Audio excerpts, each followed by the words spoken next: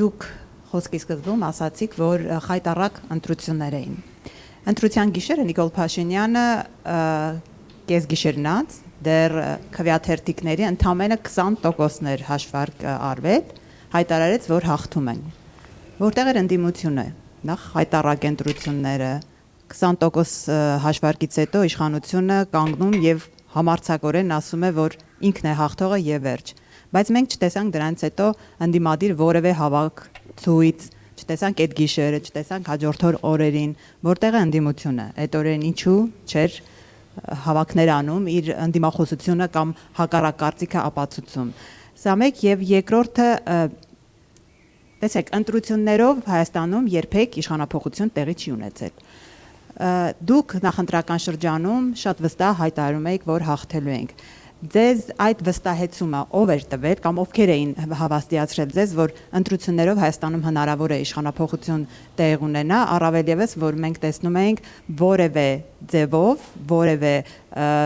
այսպես ազդակ չկար, որ իշխանությունը Նիկոլ Փաշինյանը պատրաստում է ազնիվ արդար ընտրություններ անցկացնել, բոլոր ազդակները հակառակի մասին էին ապացուցում եւ հազիվ թե Նիկոլ Փաշինյանը տարբերվեր իր ազնվությամբ ընտրությունների թափանցիկությամբ նախորդ իշխանություններից։ Ուրեմն ինչու եք այդքան վստահ եւ հիմա արդյոք, երբ որ հետահայաց նայում եք, չեք կարծում, որ իսկապես ճիշտ էին այն հայտարարությունները գուցե, որ ընտրություններով հնարավոր չէ միայն ընտրական գործընթացով հնարավոր չէ իշխանափոխություն անել։ Ինչ վերաբերվում է ընտրության օրվան, մենք մեր տվյալները ունեինք, ստանում էինք մեր տվյալները, մեր վստահված անձանցից, իրենք երբ կանգնեցրին ընտրական process-ը, ինքը հայտարարություն արեց, մեր մոտ հաշվարկված էր մոտ 10%-ը։ Եվ դուք երևի հիշում եք, որ գիշերը ես հայտարարություն արեցի, ինքը, չգիտեմ, դուք տեղյակ եք, եթե չէ, կարող եք ստուգել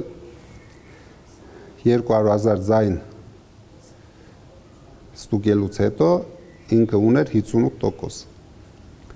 Երբ հասավ 700, պլյուս մինուս, կարող է մի քիչ էս կողմ են կողմ, էլի, ինչքան հիշում եմ։ 700,000 ձայնի դեպքում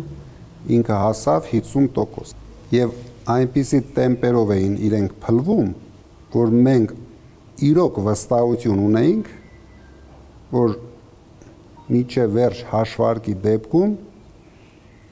մեր բոլոր հաշվարկներով, բոլոր մաթեմատիկական, քանի որ այդ ժամանակ մնացել էր Երևանի չհաշվարկված մոտ 350,000 ձայն,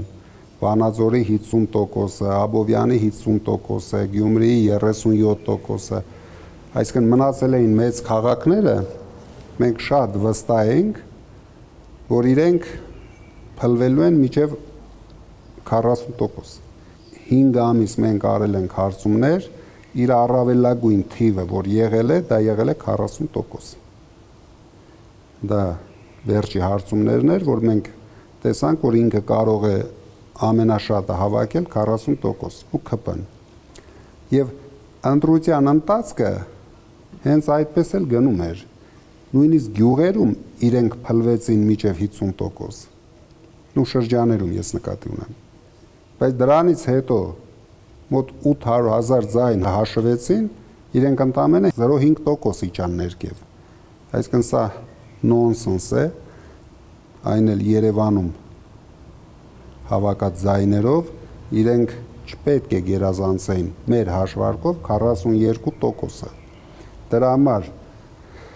մենք սպասեցինք առավոտյան, ինչպիսի արդյունքներ են իրենք հրապարակելու, դրա համար այդ ժամերին ոչինչ չկատարվեց, որովհետև իրենք նույնիսկ այդտեղ գտնվեցին շատ հմուտ, կանգնեցրեցին հաշվարկը, դուք էլ հասկանում եք, որ անհասկանալի երևույթ էր 10% հաշվելուց հետո մարդը սառած դեմքով հայտարարում է, որ իրենք հաղթել են։ Մենք փորձեցինք սկզբից կողմնորոշվենք, որ սխալ քայլեր չանենք։ Կարող էինք սխալ քայլեր անել, երկիրը տանել ցնցումների, բայց դրանից հետո բոլորը մեզ մեղադրեին որ մենք տարանք երկիրը նոր ցնցումների եւ նորի չհասանք արդյունքի։ Ոչինչ չի վերջացել,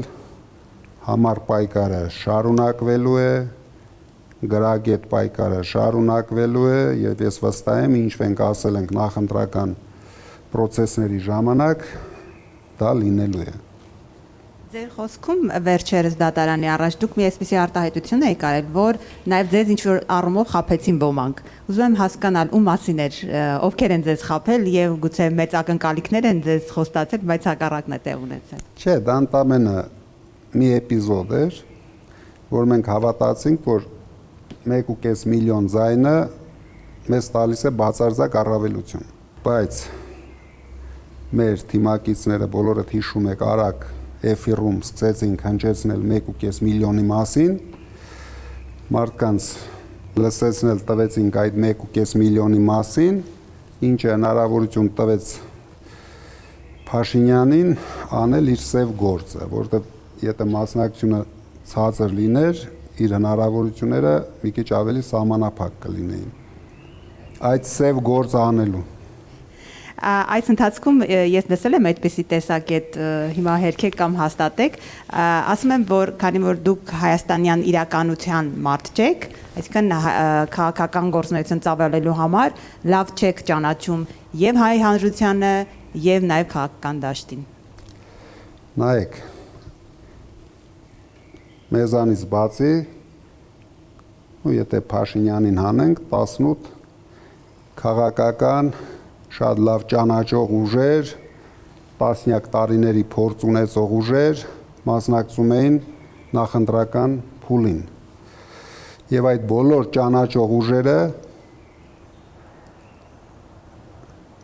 ընդամենը մեզանից բացի մեկ քաղաքական ուժ կարողացավ հաղթահարել շեմը։ Այդ քաղաքական ուժից մենք մոտարապես 2.5 անգամ ավել ձայներ ենք հավաքել, չճանաչելով, չունենալով նորից եմ կրկնում,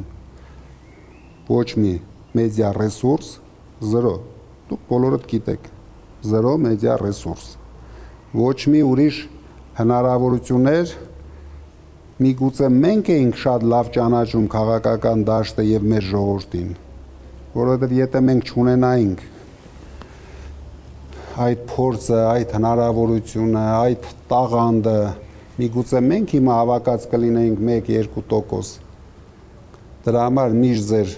այդ թեզը, որ մենք ունենք փորձ, չունենք փորձ, փորձը չճանաչելու մասին եմ։ Դե եթե չճանաչեինք, դուք վստահ եղեք, մենք չենք պարտվել։ Ես ձեզ նորից եմ ասում, մենք չենք պարտվել այս ընտրությունները։ Այս ընտրությունների արդյունքները, երբ իսկական մենք մի օր կհայտնաբերենք, այն ժամանակ մենք ցույց կտանք, մենք ճանաչում էինք, թե չէինք ճանաչում։ Հիմա մենք ունենք բոլոր դեպքերում ընդդիմադիր ուժերից առավելագույն ցուցանիշը։ Դրա համար մեզ ասել, որ մենք չենք ճանաչում, միգուցե դա մի քիչ նորմալ չէ։ Մենք արդեն շատ լավ ենք ճանաչում, մենք շատ լավ գիտենք ինչ կանենք, վստահ եղեք բոլոր որոշումները մենք շատ մտածված ենք անում եւ հիմա էլ կանենք ճիշտ որոշումներ, հետագայում էլ կունենանք մեր հաղթանակ։